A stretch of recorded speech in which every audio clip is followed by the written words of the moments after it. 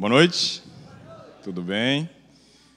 Bom, o pastor já perguntou aí como é que foi, né, o início da semana de vocês, né? Eu espero que hoje nós saiamos daqui bem consciente a respeito de um assunto que eu gosto de falar muito, porque esse assunto tem a ver com o trabalho que eu desenvolvi no mestrado. Muito interessante. Para mim foi trabalhar com isso. Algumas descobertas que eu fiz naquela época, e isso chamaram muita atenção. Hoje nós vamos falar sobre 3 hormônios. Um deles, nós já falamos um pouco ontem, quando nós falamos a respeito de que beber pouca água aumentava o cortisol, porque você desidratava, e isso daí acabava gerando um problema. Dormir pouco também aumentava o cortisol, e respirar mal. O cortisol, eu vou descer, vou ficar aqui, posso não? O cortisol, ele é um hormônio muito importante para nós. É ele que te acorda todas as manhãs. Sem o cortisol, você não tem chance de acordar. É ele que é o sinalzinho que toca dentro da sua cabeça para te acordar. Então veja a importância. Ele é produzido numa glândula que fica bem em cima dos rins. Essa glândula é chamada de suprarrenal. E ela é dividida em 2 regiões, a região do córtex e a região da medula.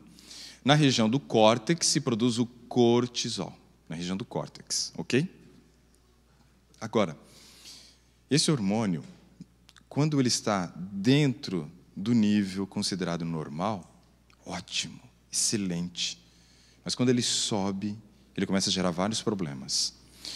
Alguns problemas do cortisol, porque a nossa semana é sobre gestão emocional, e todo mundo que está mal emocionalmente está com seu nível de cortisol elevado. Então nós precisamos entender quais são os outros efeitos colaterais, além de perturbar a parte emocional.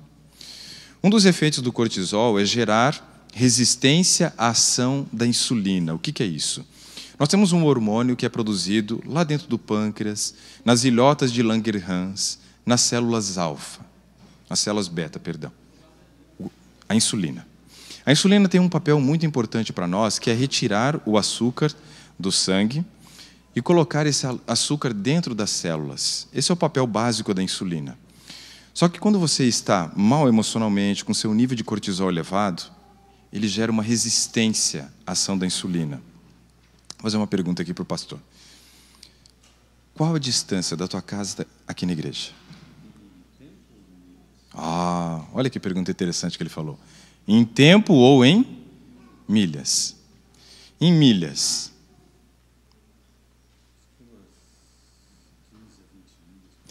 Hoje é 15, mais ou menos. Umas 15 milhas. E amanhã? E depois de amanhã? E depois? E o tempo para percorrer isso? Vocês viram que coisa interessante? A distância é sempre a mesma, mas o tempo é variável. Isso é um aspecto muito interessante para a gente analisar, que é o seguinte. A distância, digamos assim, que a glicose tem para chegar na tua célula é sempre a mesma. Mas o tempo pode ser variável, digamos, se a gente considerar no mesmo exemplo, o trânsito. O cortisol, ele congestiona o trânsito sanguíneo. Ele dificulta a ação da insulina. E aí você faz com que essa insulina fique na corrente sanguínea, vá para dentro do fígado e vire gordura. Aumenta o risco para você desenvolver uma esteatose hepática, favorece ganho de peso. Então, veja, o controle emocional ele é extremamente importante para nós, mas uma consequência do período que a pessoa está mal emocionalmente, geralmente é ganhar peso. De cada 10 pessoas que estão mal emocionalmente, 9 delas ganham peso e somente uma emagrece. 9 ganham peso. Um dos efeitos para ganhar peso é justamente essa resistência à ação da insulina, que é congestionar o trânsito. Um outro efeito do cortisol, quando as pessoas estão mal emocionalmente, é sentir compulsão alimentar. Porque se ele impede que a glicose entre na célula, a glicose está com fome. A célula está com fome. Não entrou a comida dela, que é a glicose. Entenderam? Se a glicose está fora, não entrou na célula, a célula está com fome. E aí ela manda uma mensagem para quem? Para o cérebro. Fala, tem alguma coisa errada, não está chegando comida aqui para mim. Eu preciso de energia, eu preciso de glicose, eu tenho que produzir ATP. Então, come. Manda mensagem e o cérebro manda mensagem para nós e nós fazemos o quê? comemos. Mas não comemos de qualquer maneira. As pessoas, quando estão ansiosas e estressadas, elas comem compulsivamente. Compulsivamente. E o problema é que o primeiro estágio para você desenvolver, muitas vezes, transtornos alimentares como anorexia, bulimia, vigorexia, são as questões emocionais, onde a pessoa tem distorção de imagem corporal, né? E aí tem aquele sentimento de culpa, depois que acaba comendo, aí provoca o vômito, e a coisa tende a piorar. Nessa questão de, por exemplo, a pessoa sentir muita fome porque não entra glicose dentro, gera compulsão alimentar. Algumas delas associadas com a culpa, e ela promove o quê? O vômito depois. Promove o vômito. Mas vocês sabem quantas calorias uma pessoa que sofre de bulimia, que é um transtorno, né, mental também, pode ingerir numa refeição? 11.000 calorias. 11.000. É muita coisa. É muita coisa. Então você percebe que realmente a pessoa não está no controle. Ela perdeu o controle. Outro efeito do cortisol que a gente deve analisar é o seguinte. Ele já favorece, mais fome, aumento do nível de glicose sanguínea, formação de gordura dentro do fígado, mas acúmulo de gordura principalmente na região também abdominal, o que desencadeia mais risco para você desenvolver doenças como diabetes tipo 2. Ou seja, estar mal emocionalmente é um grande risco. Precisamos aprender a controlar esse cortisol, fora outros aspectos que potencializa a dor, ajuda a desenvolver outros tipos de doença, como doenças psicossomáticas, mas principalmente as doenças autoimunes. Tem muito a ver com o aumento do nível do cortisol. Fibromialgia, artrite reumatoide, síndrome de Sjögren, lúpus, né? E assim por diante. Essas doenças elas começam a se manifestar muitas vezes quando o nível de cortisol está alto. Além disso, o cortisol, então, gera doenças autoimunes, mas também pode abrir uma brecha gigantesca para a gente desenvolver câncer. Isso é um problema. Quantas pessoas já passaram, né, por uma perda na família e não conseguiram administrar a sua perda, ficaram mal emocionalmente, pouco tempo depois um câncer, né, se manifestou? Isso é consequência, porque você baixa o seu sistema imunológico com o aumento do nível de cortisol. Ou seja, nós temos que controlar esse cortisol. Mas aí entra um aspecto que eu acho muito interessante da gente analisar, que é o seguinte: o cortisol é um hormônio que gosta de brincar de gangorra. Já brincaram de gangorra? Quando um sobe, o outro desce. Então, se ele gosta de brincar de gangorra, quer dizer que enquanto ele está subindo, tem alguém descendo. E quem está descendo? A serotonina, que é o hormônio da felicidade. A serotonina é o hormônio da felicidade. Então, ela sempre vai estar em contraponto com o cortisol. Se está aumentando o cortisol, a serotonina está baixando. Agora, nós precisamos, então, analisar o seguinte. É fundamental para nós aumentar o nível de serotonina. Porque se eu aumentar o nível de serotonina, o que vai acontecer com o nível de cortisol? Vai baixar. O problema agora é o seguinte.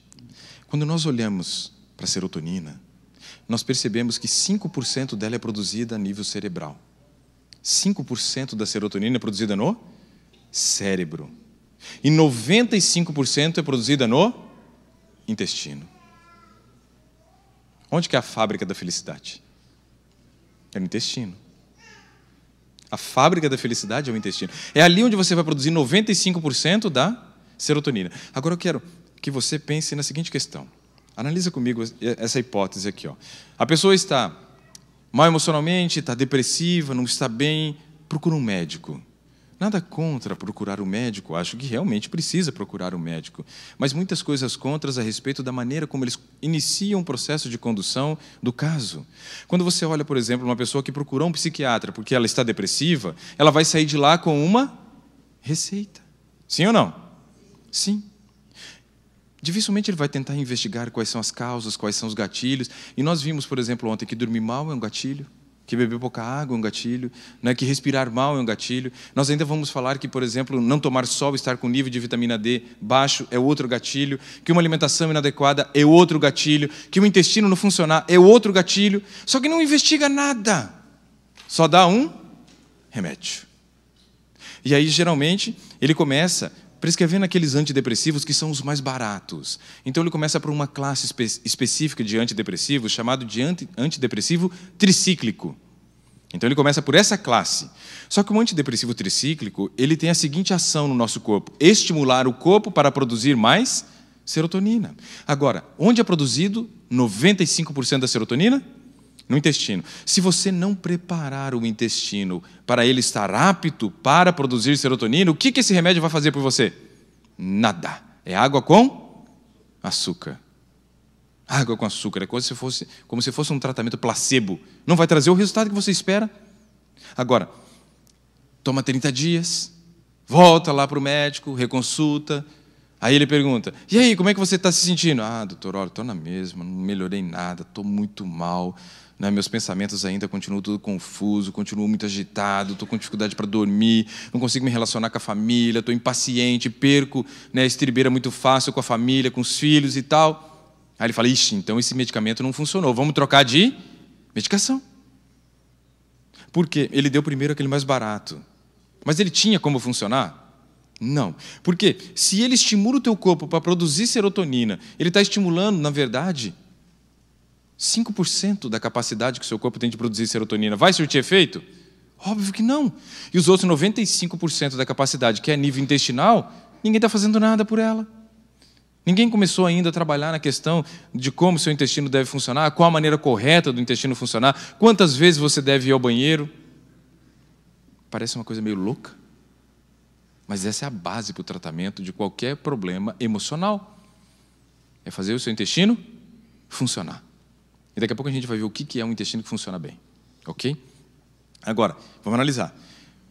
Entrou com uma classe, antidepressivo tricíclico, não funcionou, vamos para uma segunda. Aí, de repente, ele vai e muda de classe e entra agora com IMAL. O que é o IMAL? É uma coisa que não vai fazer bem, né? Não. IMAL é uma sigla. Quer dizer, inibidor da monoaminooxidase. Essa é uma classe de antidepressivo que vai agir em cima de uma enzima que o nosso corpo produz, chamada monoaminooxidase. Essa enzima monoaminooxidase, ela tem um papel específico. O papel dela é destruir serotonina. Ou seja, o papel dessa enzima é destruir serotonina. Se eu consigo inibir essa enzima que destrói serotonina, o que vai acontecer com o meu nível de serotonina sanguínea? Sobe. E se subir o nível de serotonina no sangue, no cérebro, o que vai acontecer com a pessoa? Dá aquela respirada. Parece que o mundo fica mais colorido. As coisas parecem voltar ao normal. Na verdade, o que está acontecendo é que você melhorou, sim, emocionalmente. A medicação, então, é boa? Em certo ponto, sim. Uma pessoa, por exemplo, que tem alto potencial suicida, é excelente você entrar com uma medicação dessa para que você estabilize o humor dela e evite que ela cometa suicídio. Agora, a questão é a seguinte, trabalharam com alguns dos gatilhos? Descobriu qual foi a causa? Estão fazendo com que o intestino funcione direito para produzir muita serotonina? Não. Ou seja, que tratamento é esse? Esse tratamento tem um nome. Qual é o nome desse tratamento? Vamos ver se alguém adivinha. Tapar sol com a peneira. É isso. É o tratamento paliativo. Até agora, eu não estou trabalhando para resolver o problema. Eu estou controlando. Só que controlar é um negócio interessante. Para quem? Para quem? Para o médico, porque ele te fideliza como cliente. Cartão fidelidade. Para a farmácia, porque ela vai continuar vendendo um medicamento que tem crescido de maneira absurda, sua venda. Ainda continua perdendo para os remédios para dor de cabeça, mas já está na lista dos mais vendidos agora, os antidepressivos.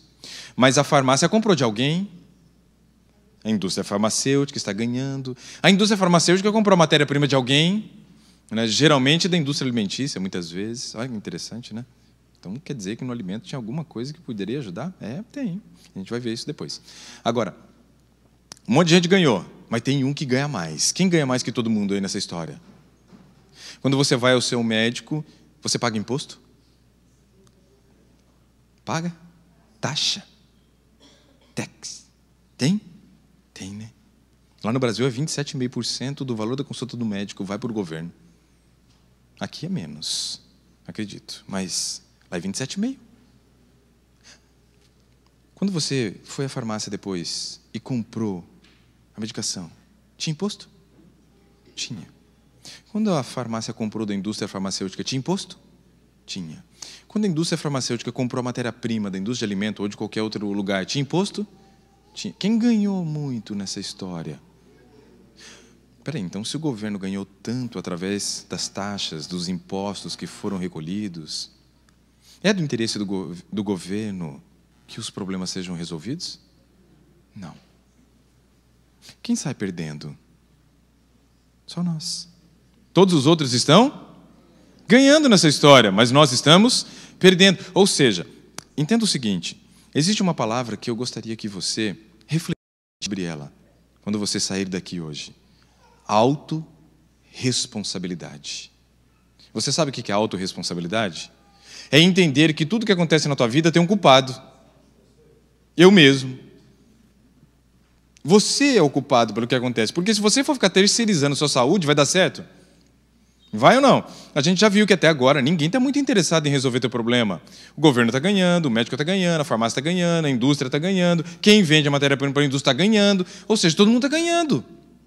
Mas você está perdendo. É claro que algumas coisas que acontecem não é culpa nossa diretamente, né?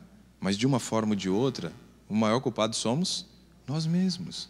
Ou seja, quem tem que tomar atitudes para mudar a situação? Eu. Você tem que tomar uma atitude. E quando você toma uma atitude para fazer um processo de mudança, você está dizendo que você começou a cultivar algo extremamente importante para a resolução do problema, que chama-se amor próprio. Amor próprio. Se amar. Para. Analisa, reflete, analisa o teu estilo de vida, analisa as suas relações sociais, analisa o trabalho que você está, e se alguma coisa não está bom, comece a ter atitude proativa de resolver os problemas, porque senão tudo que nós vamos aprender também hoje e durante essa semana toda vai servir como um tratamento paliativo, e não é isso que eu quero. Eu quero que você realmente resolva problemas, que vocês mudem emocionalmente, que vocês assumam o controle das suas emoções. Afinal de contas, nós precisamos desvendar aquilo lá, ó, o código da felicidade. Agora, você toma uma medicação, 1 ano, estável, 2 anos. De repente, lá no 3º ano, o negócio já começou a complicar de novo. Já não está bem, já começo a passar mal novamente, já perco o controle das minhas emoções, as relações sociais já ficam prejudicadas, o meu desempenho no trabalho já está comprometido, né, minha vida espiritual está em frangalhos, porque eu não acordo, né, desejoso de falar com Deus. Você já viu uma pessoa estressada?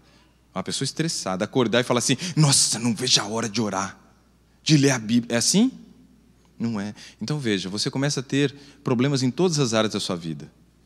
Teu corpo ressente, as emoções já não estão boas, aí pega a parte social, detona com o espiritual, aí não tem controle financeiro, não consegue gerir o tempo, o grau de produtividade cai, e é mais ou menos isso que tem acontecido. E a incidência dos problemas, eu citei no sábado pela manhã, é extremamente elevado. De cada 5 pessoas no mundo, 1 tem depressão. De cada 2 pessoas no mundo, 1 tem ansiedade. De cada 10, aproximadamente 6 a 7 tem algum processo de estresse, síndrome do pânico, síndrome do pensamento acelerado. Ou seja, são inúmeras as doenças que fazem parte dos transtornos de ansiedade. Isso é preocupante. Se o medicamento agora já não está funcionando mais como era, você volta ao médico e diz assim, falei, doutor, ó, o negócio não está muito bom, não. Eu estou começando a sentir de novo as mesmas coisas. O que a gente pode fazer? Ah, teu corpo pode ser que tenha se tornado resistente. Então nós vamos trocar de medicamento.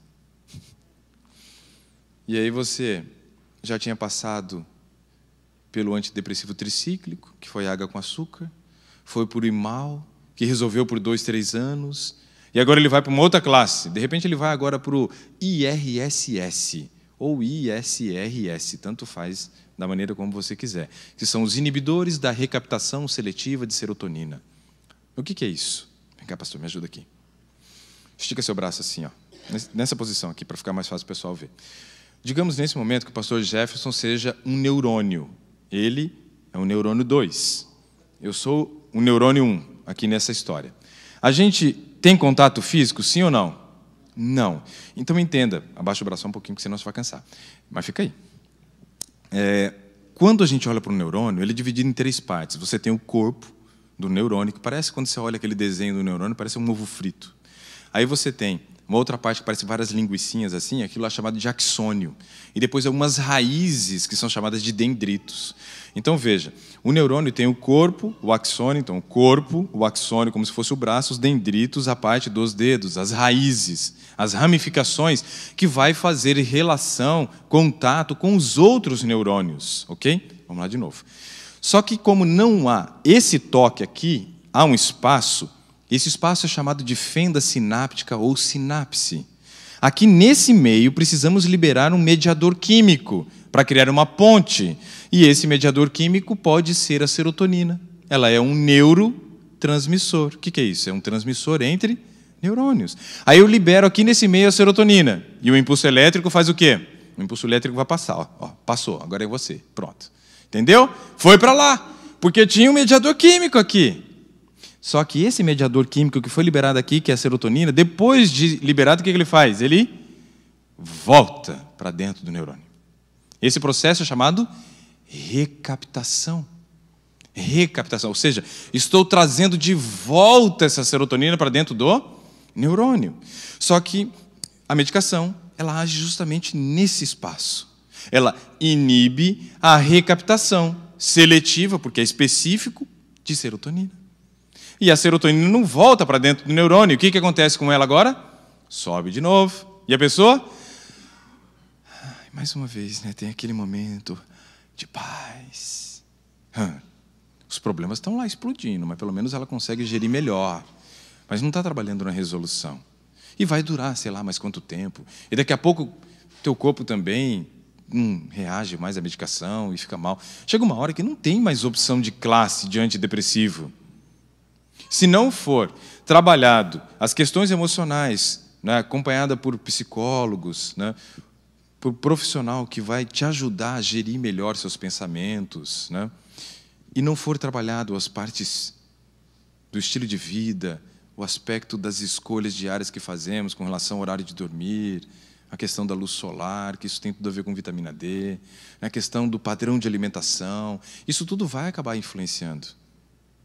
Vai acabar influenciando e você vai melhorar. Agora, se não mexer nessa outra parte, você vai virar escravo de medicamento. Vai ficar fidelizado naquele médico. E aí, quando ele não tiver mais opção, você vai procurar outro. E aí o outro vai te prescrever um outro medicamento com outro nome da mesma classe que você já tomou. E assim vai.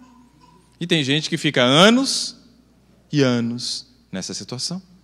Mas a melhor estratégia para você conseguir melhorar o nível de cortisol sanguíneo é produzindo o quê? Serotonina. Então, se é produzindo serotonina, vamos aprender como produzir serotonina. Deixa eu ver quanto tempo que eu tenho para...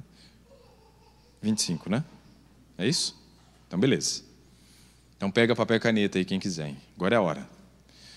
Vamos aprender, então, como produzir serotonina. Onde que ela é produzida? Intestino. Então, temos que fazer esse intestino funcionar. Mas o que é um intestino que funciona bem? Que é um intestino que funciona bem? Aí é um problema. Por quê? É um problema. Porque tem duas visões. Você tem uma visão, que é a visão do Consenso Brasileiro de Constipação Intestinal, lá no Brasil, e aqui deve ter um consenso também americano que deve falar a mesma coisa, porque o brasileiro gosta de copiar o americano, então provavelmente eles determinaram e o brasileiro copiou, né? E aí o que eles dizem nesse consenso de constipação intestinal? Eles dizem que se você for ao banheiro, fazer o número 2, de 3 a 4 vezes na semana está bom. Então, vamos traçar o planejamento semanal aqui? Semana começa no domingo, não é? Então, nós vamos ao banheiro no domingo, na terça, na quinta e no sábado. Na outra semana, a gente vai na segunda, na quarta e na sexta. O que vocês acham disso? Está bom ou está ruim? Mas para eles está bom. Eles falam que isso é normal. Normal da onde? Se a pessoa não vai no banheiro na quantidade suficiente para eliminar as fezes, ela fica, que jeito? Enfesada. E enfesado quer dizer cheio de fezes. Só que aí o que acontece? Esse trânsito intestinal mais moroso, ele vai prejudicar as células, que são chamadas de células enterocromafins, responsáveis pela produção da serotonina. Aí, claro, a pessoa que está enfesada não vai produzir serotonina como deve, o cortisol vai ficar mais alto, vai mexer no humor dela. Então, veja, aqui está cheio, a fé está aqui. E o mais incrível é que hoje a ciência chama o intestino de segundo cérebro. O intestino é chamado de segundo cérebro. Eles descobriram que a quantidade de neurônios que o intestino recebe do sistema nervoso central é equivalente ao número de neurônios que nós temos na medula espinhal. Ou seja, é um órgão extremamente inervado, tem muitos neurônios chegando ali. E ele tem uma relação direta, uma comunicação direta com o cérebro. Então, nós precisamos realmente fazer com que ele funcione bem para não interferir no funcionamento cerebral. E é óbvio, indo ao banheiro desse jeito, um dia sim, um dia não, isso é coisa de doido. O que é normal? Pensa o que é normal. Olha para um bebê. Mamou, ó, cuidado com o que vai falar, hein? Mamou, defecou. Eu sabia que ia sair essa palavra feia. Meu Deus do céu, o povo insiste em falar isso. Mamou, defecou. O bebê não é assim? Esse é o fisiológico normal. E isso também precisa ser na idade adulta. Mas por quê? Porque existe um negócio chamado de estímulo gastrocólico. O que é isso? Ó, comi, degluti, esôfago, cai onde? No estômago. Caiu no estômago, o estômago manda uma mensagem para quem? Para o cérebro. Chegou comida, libera espaço no estoque. Estímulo gastrocólico. Manda uma mensagem lá para a região do cólon. Ascendente, transverso, descendente, sigmoide. Tal. Para quê? Para ele se contrair, ó, conduzir para frente e sair pela válvula de escape. É assim. Esse é o normal. Toda refeição gera estímulo de defecação. Então, o que seria o normal? Ir ao banheiro o número de vezes que come. Esse é o ideal. É possível? É possível. É possível. Acredite, é possível. Então, todo mundo deveria ser pato. Não, mas quando você come aquele, está liberando o outro, o de 24 horas antes. Então, você come o almoço de hoje e libera de ontem. É mais ou menos assim.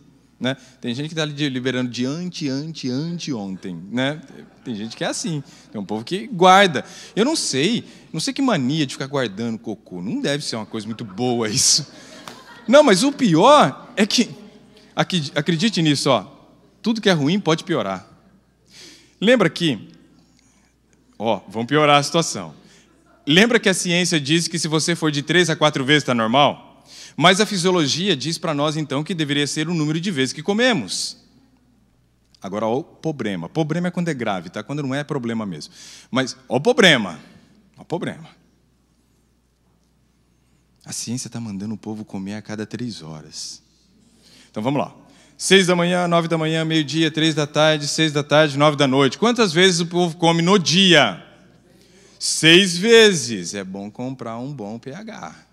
Macio, lencinho umedecido vai ajudar nessas horas. Mas a questão é que as pessoas estão comendo 6 vezes ao dia. Quantas vezes elas comem na semana? 6 vezes 7? 42 vezes. Só que a fisiologia diz que toda refeição gera estímulo de defecação e aí eles dizem que ir 4 vezes está bom. O que vocês acham de devolver o dízimo das fezes? É o que o povo está fazendo, está devolvendo 10% e está retendo 90% para ele. Cara, guardar isso não deve ser uma coisa muito boa.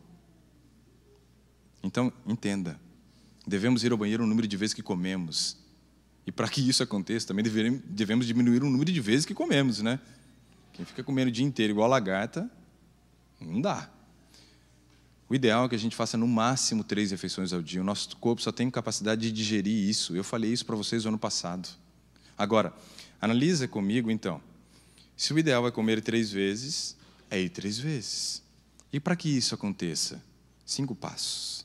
Porque eu preciso limpar agora o intestino. Eu tenho que melhorar o trânsito intestinal, normalizar o trânsito intestinal, para não impedir que as células enterocromafins produzam uma serotonina. 5 passos. Primeiro deles, aumentar a ingestão de fibras.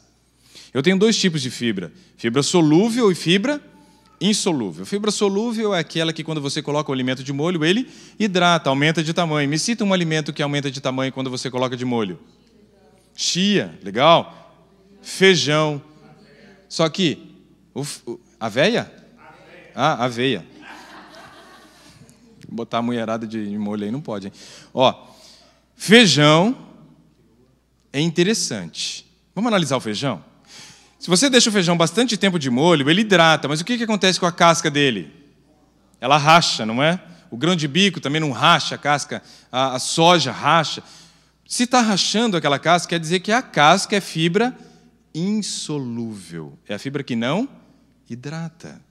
A fibra que está dentro é a que hidrata. E a que está fora não hidrata. Frutas, por exemplo, são ricos em fibras insolúveis. Você pode colocar uma maçã de molho, ela vai continuar do mesmo tamanho. Vai mudar? Não. Uma folha de couve vai virar uma folha de taioba? Quem conhece taioba? Não vai. Né? Taioba é um negócio que dá para fazer um guarda-chuva quase. Mas a couve não vai virar taioba. Não tem como. Ela vai ficar daquele tamanho, porque ela é fibra insolúvel. Mas quando você pega a maçã, por exemplo, tira a casca e rala a maçã e coloca de molho, o que acontece? Ela aumenta de tamanho. Porque a parte de dentro, então, das frutas é fibra solúvel. A casca, insolúvel. A parte de dentro, então, dos cereais e das leguminosas é fibra solúvel. A parte de fora, insolúvel. E aí você vai encontrar mais fibra insolúvel nas hortaliças folhosas. Ok? Essas são as fontes de fibras e devem ser ingeridas em grande quantidade. Se come muito pouca fibra. Quando você for, por exemplo, ao supermercado, ano passado a gente foi umas 5 vezes, não foi? Não foi, não. 3, não. A gente foi 2 vezes no Walmart. Whole Foods, não. Só isso? Então a gente foi mais vezes neles. Amanhã, então, nós vamos para o mercado. Aí nós começamos a ir ao supermercado. E qual era o meu papel ali? Mostrar para o Jefferson como é que fazia a leitura de rótulo. Aprendeu direitinho, né? Você lê rótulo bem. Não, mas você continua lendo, ué. Ele lê o rótulo hoje, e às vezes é engraçado que a gente está na casa dele, ele fala assim, você viu quanto que tem aí de carboidrato nesse? Quanto que tem de açúcar? Eu falei, não vi. Tem tanto. O cara tá bom, tá sabendo das coisas já. Leitura de rótulo é uma coisa muito importante, porque te livra de cada enrascada. Livra, não livra? Nossa, meu Deus, açúcar demais. Produto que você acha que deveria ser rico em fibra, porque está escrito assim, cereal. Você pensa, cereal é um negócio bom, é cheio de fibra. Aí você vai ver, não tem fibra. Cadê a fibra do cereal? Então, foi para algum outro lugar, mas não está ali. Não tem fibra em alguns. Uma vez eu estava escrevendo uma matéria sobre fibras, e aí eu fui falar de cereais matinais. E fui pesquisar para ver como é que era o teor de fibra, para dizer quais eram os bons e quais eram os ruins. E aí tem uma referida empresa muito famosa, que se iniciou aqui nos Estados Unidos, chamado Kellogg. Pois é. John Kellogg foi o responsável por fazer o primeiro cereal matinal. Sabe como é que era feito o primeiro cereal matinal? Ele pegava o trigo, batia o trigo com água, fazia tipo uma vitamina de trigo, aí jogava aquilo numa forma e colocava para assar. Depois de assado, ele quebrava, como se fosse uma bolachona grande, ele quebrava em vários pedaços e servia em cima das frutas, né, para os hóspedes do sanatório de Bar Elkirk, que, na verdade, era um spa. Ali foi o primeiro cereal que surgiu, riquíssimo em fibra, rico em fibra. Porém, o irmão dele, quando ele viajou, viu que se colocasse açúcar, o povo comia mais. E ele era o cara que cuidava da parte financeira da empresa, então ele tacou açúcar. Depois mexeram na estrutura do grão, começaram a fazer com alimento com grão refinado. E aí você olha, boa parte dos cereais matinais, não só da Kellogg, mas de outras empresas também, não existe mais fibra. Não existe mais fibra. Tem uns que são 0 grama, outros 0,8 grama de fibra. Isso é uma vergonha. Mas ainda tem um produto bom dessa empresa, que é o produto original, mas de uma forma diferente, agora extrusada, que é o All Brain. Esse é bom. Riquíssimo em fibra. Ou seja, se eu aprender a ler rótulo, eu vou ter condições de selecionar alimentos melhores para levar para minha casa. Vão ser gostosos e vão me ajudar a melhorar a questão do trânsito intestinal. Ricos em fibra. Esse é um aspecto importante. Agora, se tem um tipo de fibra que hidrata, qual é o segundo passo? Primeiro, aumentar a fibra. O segundo é beber água. A água é fundamental, porque sem água essas fibras não vão hidratar. E se você aumentar a ingestão de fibra, mas não aumentar contento a ingestão de água, em vez de funcionar, vai entupir, vai piorar. Né? A coisa vai piorar. Porque aí eu não vou ter a água para promover o processo da hidratação. E por que a hidratação é importante? Porque quando hidrata, gera volume. Gera volume. E o volume ele é importante porque ele empurra a parede do intestino, que é músculo, e aí ela se contrai. Ou seja, toda ação gera uma reação. Então, a ação do bolo fecal, ao aumentar de volume e empurrar a parede do intestino, promove uma contração da musculatura, que é formada por dois tipos de músculo, a musculatura longitudinal e a transversal. A longitudinal ela vai em linha reta e ela faz mais ou menos esse movimento, ela pressiona e abre para o intestino funcionar. A transversal ela promove torção, torce literalmente o intestino para conduzir o bolo fecal adiante. Só que, se não gerar o estímulo, ela não vai contrair. Então, água é fundamental. Citei ontem, vou citar de novo, porque tem pessoas aqui que estão presentes hoje que não estavam ontem. Mulheres vão multiplicar o seu peso por 35 e vão descobrir quanto que ela deve beber de água por dia. Homens vão multiplicar o seu peso por 30 e vão descobrir quanto de água que eles precisam beber por dia. Essa água deve ser distribuída ao longo do dia, ok? Cuidado para você, por exemplo, não fazer a conta e descobrir que você precisa beber 2,5 litros de água. E aí você bebe 3 vezes no dia, 1 litro, 1,5 litros.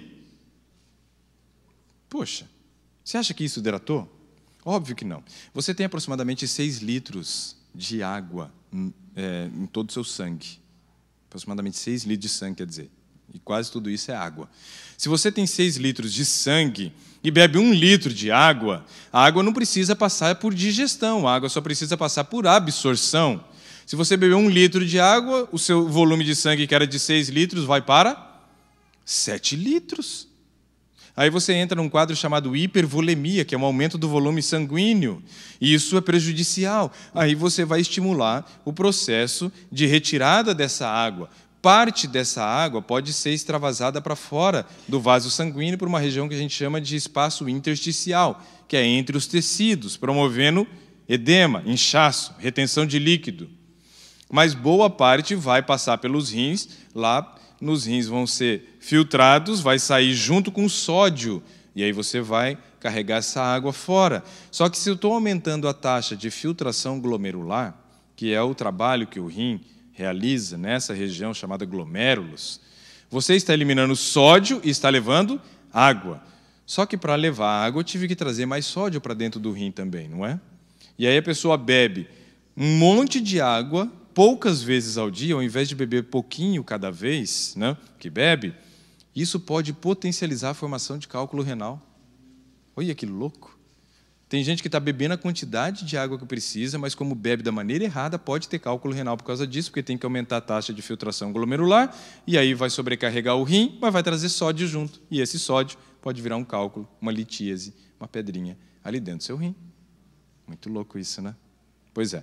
Precisamos aumentar a ingestão de água, mas fracione ao longo do dia. Não beba tudo de uma vez só, ok?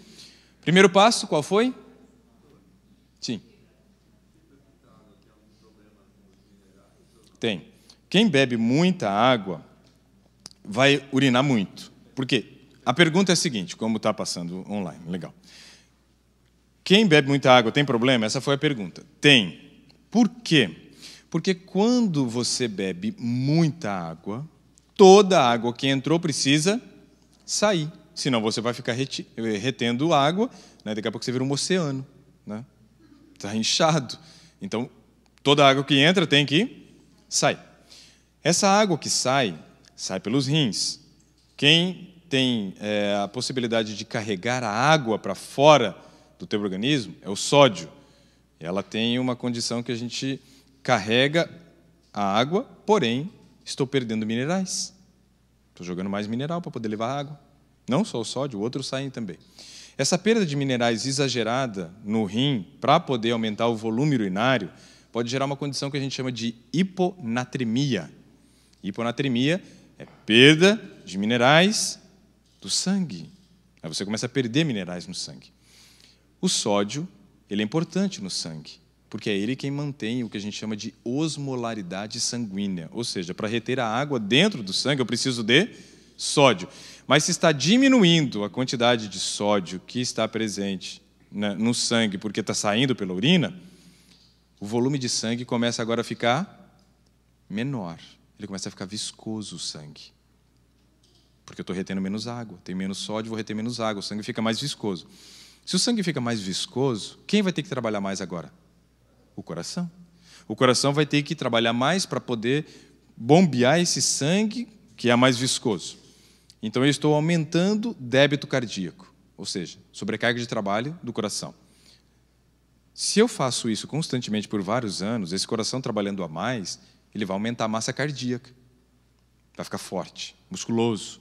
Isso não é bom, porque não aumenta somente para fora a massa cardíaca, aumenta também para dentro das câmaras, chamadas átrios e ventrículos. Se você começa a aumentar a massa do coração para o lado interno de átrios e ventrículos, essas regiões vão ficando menores. E se elas ficarem menores, cada vez que eu vou fazer a contração, eu tenho um volume menor de sangue saindo cada vez com mais pressão. Aí eu estou gerando uma condição que é a hipertensão arterial sistêmica. Gerando isso, com sangue viscoso, aumenta o atrito nos vasos sanguíneos. Esse atrito promove lesões. Eu começo um processo de cicatrização, chamado FONCEL, célula esponjosa. E esse processo faz com que tenha a chegada do cálcio, porque o cálcio é importante para a coagulação, é importante também para você iniciar o processo da cicatrização. Só que trazendo o cálcio e passando gordurinha ali, eles podem se grudar. E aí você começa a formação das placas de ateroma.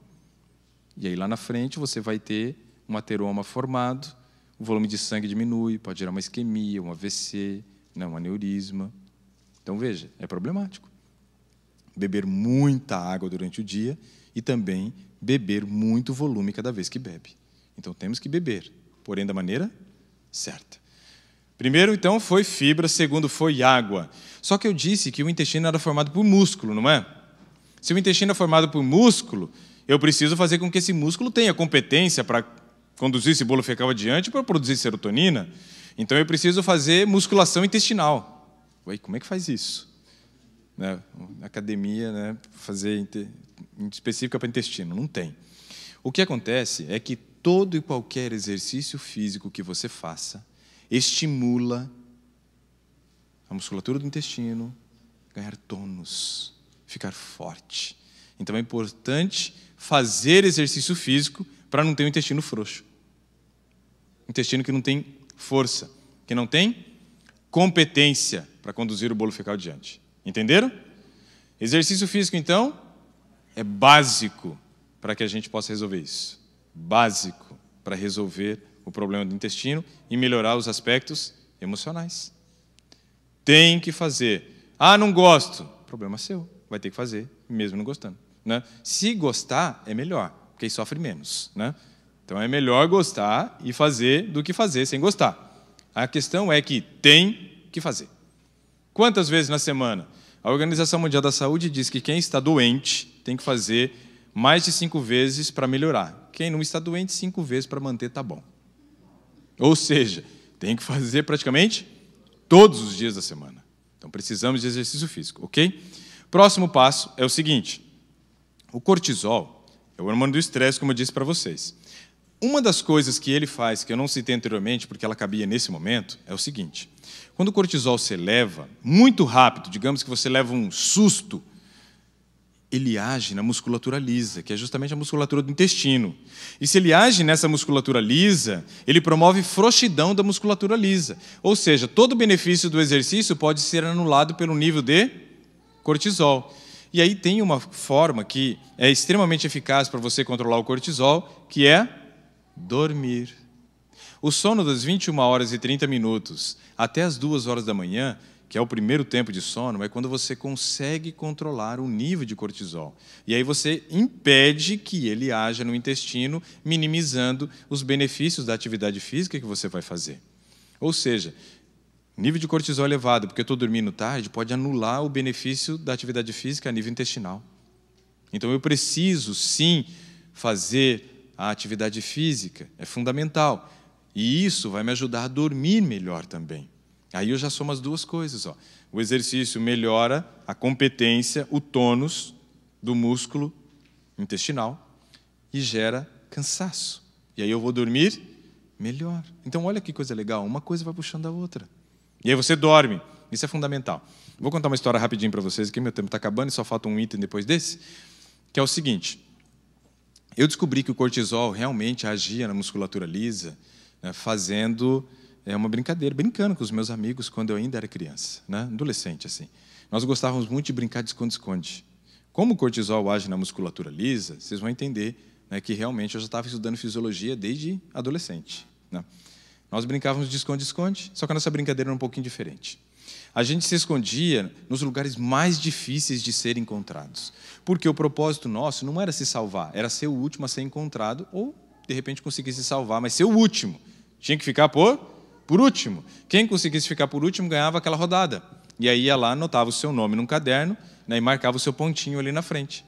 Quem ganhasse mais rodadas era o ganhador da nossa brincadeira. Então, era uma disputa, o nosso esconde-esconde. Era um pouco diferente, né? Tinha sempre a competição, né? Sangue nos olhos, né? O negócio, desde criança, era assim. E aí tinha uma árvore que ficava do outro lado da rua que eu morava, né? Na outra calçada, bem de frente para a minha casa. Era uma árvore que tinha um tronco fino, um pouco alto, mas era uma copa bem fechada, e cabia só uma pessoa ali.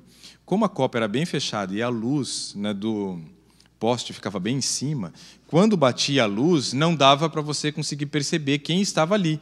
Você até percebia que tinha alguém escondido, mas não conseguia saber quem era. Então, era um ótimo esconderijo, um ótimo esconderijo. E eu, então, comecei a correr em direção àquela árvore quando um amigo começou a contar. Tinha um outro infeliz que estava mais perto da árvore e chegou primeiro do que eu. E só cabia um. E eu fiquei meio perdido, sem saber onde me esconder. E eu olhei e vi o bueiro. Boca de lobo, né? Dependendo da região que você veio do Brasil. Olhei para lá, olhei para mim e falei, nossa, meu tamanho, me cabe. Ó, entrei dentro do bueiro. Não estava preocupado com cheiro, com rato, com barato. Olha que coisa de louco, né? Que moleque é tudo doido, né? Estou eu escondido ali dentro do bueiro. Já era quase meia-noite. Era a última rodada. E aí, encontram todo mundo, menos eu. Já ganhei a rodada. Já poderia sair de boa. Só que me veio um negócio na cabeça. Quanto tempo será que vai levar para alguém me achar aqui? E eu fiquei por ali um tempinho a mais, respirando aquele ar super agradável, né? Estou eu escondido ali, todo mundo começa a ficar desesperado. Um menino fala assim, poxa, vamos procurar o Ricardo porque ele não apareceu ainda, né? Deve ter acontecido alguma coisa. Aí um outro falou assim, não, ele foi embora. O outro estava na frente da minha casa e falou, não, ele não foi não, porque eu estou aqui o tempo inteiro, ele não passou por aqui. Esse menino estava machucado, então ele não estava brincando. Aí até o machucado resolveu procurar, todo mundo desesperado, né? Aconteceu alguma coisa, e eles me procurando e eu rachando o bico lá dentro do bueiro, né? De repente, um desavisado vem me para bem ao lado do bueiro. Aí eu olhei assim, vi aquela canelinha fina assim na minha frente.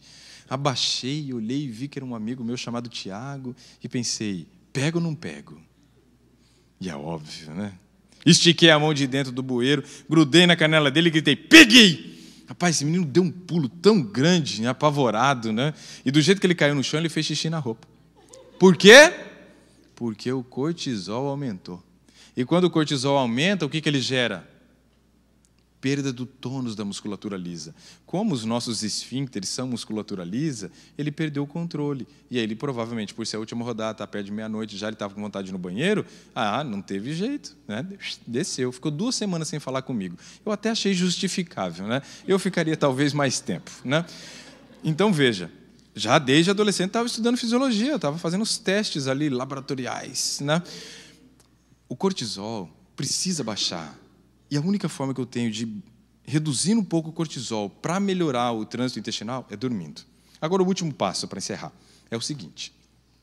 Existe um negócio que me assustou um pouco quando eu estava fazendo mestrado e procurando os artigos para poder defender a minha tese de mestrado. Eu estava lendo os artigos sobre trânsito intestinal, funcionamento intestinal, tudo isso daí, porque eram coisas que eu ia precisar. Mas aí eu li num artigo um negócio falado sobre transplante de fezes. Já ouviram falar disso? Pois é, eu nunca tinha ouvido falar naquela época, né? E aí eu li transplante de fezes, a primeira coisa que eu falei foi, eca, como é que será que é feito esse negócio? E fui ler o artigo, me interessou. Quando eu comecei a ler o artigo, algumas informações muito interessantes estavam sendo ditas ali.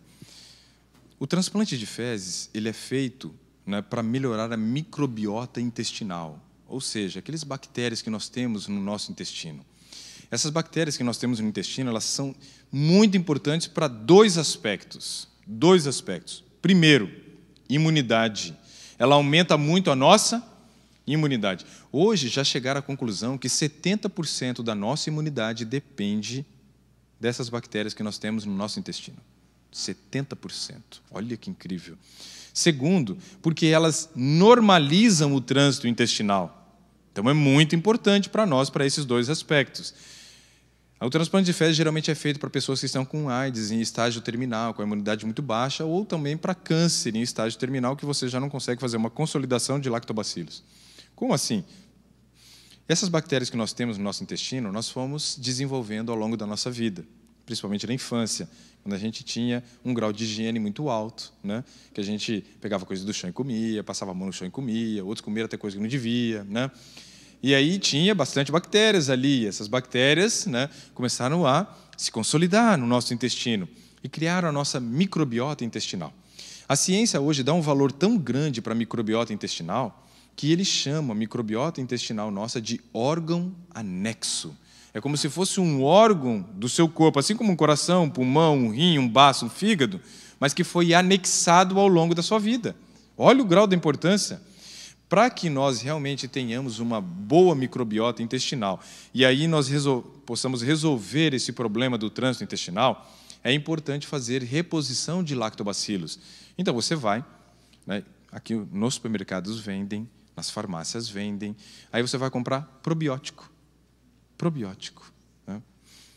Tem um lá na tua casa que eu vou trazer amanhã à noite para mostrar. Muito interessante, é o que eu comprei para mim quando eu estive aqui no ano passado, levei, né, para poder fazer o uso. Ele é bem interessante. Aí você vai comprar esse probiótico e vai tomá-lo à noite, antes de dormir. Se você for ler a bula ou o rótulo, eles vão dizer para você tomar de manhã. Só que como o trânsito intestinal ele é mais acelerado pela manhã, é melhor tomar à noite, porque a chance dele se consolidar é melhor, ok? Eles querem vender mais, né? Eu não estou ganhando nada, então toma à noite, tá?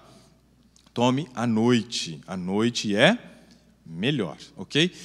Fazer a reposição de lactobacilos é o nosso quinto passo para poder fazer o intestino funcionar normalmente, ok? Bom, já sabemos várias coisas importantes. Primeiro, existe um hormônio chamado cortisol, que é o hormônio do estresse, que quando ele sobe faz baixar a serotonina. E a melhor forma para controlar o cortisol é produzir serotonina. Ela é produzida onde? No intestino. Para ser produzida no intestino, eu preciso ter um trânsito intestinal normal. Um trânsito intestinal normal é ir ao banheiro o número de vezes que eu como. Ou seja, número de refeições igual ao número de evacuações. Para isso, eu preciso de 5 passos. Qual foi o primeiro? Fibra. Segundo, água. Exercício. Sono e probiótico, né? Melhor do que fazer transplante de fezes, ok? Bom, se fizermos tudo isso, o intestino vai estar preparado para produzir o hormônio da felicidade. Mas amanhã eu vou dizer para vocês quais são os alimentos que você precisa incluir na tua alimentação, quais os horários que esses alimentos, né, devem ser ingeridos, né? E ainda vamos ver mais outras 2 coisas que estimulam o seu corpo a produzir mais serotonina. A limpeza é fundamental? Sim. Mas agora eu tenho que oferecer a matéria-prima e ainda tenho a mão de obra, que é aquilo que vai realmente fazer a roda girar. Esse vai ser o assunto que nós vamos trabalhar amanhã à noite, tá? Mas hoje nós já saímos daqui com bastante informação, muita informação. E essa informação já pode se tornar uma prática na nossa vida a partir de quando?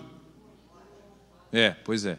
Então, está na hora de ir embora para dormir cedo, para começar a controlar o cortisol e amanhã, né, começar a funcionar igual pato, né, seu Flávio? Então, amanhã nós vamos começar a levar a vida de pato, ok? Vamos orar? Fiquem em pé, por gentileza, nós vamos fazer oração e encerrar nossa programação de hoje. Amanhã estamos de volta, na mesma bate-caverna, né, com o mesmo bate-lanche. Não, vai ser diferente, né? Amanhã o lanche é diferente. Mas vai ter lanchinho, das 7h30 às 8h tem o lanche, é a hora que é entregue, né, os papeizinhos para você poder concorrer aos brindezinhos. E depois nós vamos estar aqui para poder falar sobre esse assunto, continuar trabalhando sobre o código da felicidade, né? Vocês já descobriram qual é o código da felicidade? Hã? Serotonina. É isso aí. Banheiro. Depois que eu fiz essa palestra, eu estava na casa de um amigo, aí uma hora ele levantou, eu falei, onde você vai? Ele falou, ser feliz, né? E foi ao banheiro. Então vamos orar. Senhor que nos altos céus habita, obrigado pelas informações desta noite, obrigado porque temos a certeza que o Senhor trouxe cada um de nós que estamos aqui nesta noite. Porque precisávamos ouvir a respeito desse assunto. Precisávamos aprender um pouco mais de como assumir o controle das nossas emoções. E para isso, percebemos que vamos ter um trabalho, implementar novos hábitos, né, colocar práticas que talvez ainda não façam parte da nossa rotina diária, como fazendo parte do nosso dia a dia. Por isso pedimos que o Senhor também nos dê força, vinda dos altos céus, porque entendemos que nós somos muito difíceis, né, de ter força de vontade suficiente, disciplina, foco. Isso não é nosso, Senhor. Isso daí não faz parte da natureza humana. Nossa natureza tem a inclinação de fazer o que é errado. E para fazer o que é certo, pedimos o teu auxílio, para que realmente o Senhor nos conduza, o Senhor nos fortaleça, o Senhor nos dê, né, o querer e o efetuar. Que isso se torne uma realidade na nossa vida e que ao final da semana sejamos todos mais felizes, mentalmente estáveis e que todas as áreas da nossa vida possam refletir através dessa melhora que nós vamos ter na parte emocional. É o que pedimos e agradecemos em nome de Jesus. Amém.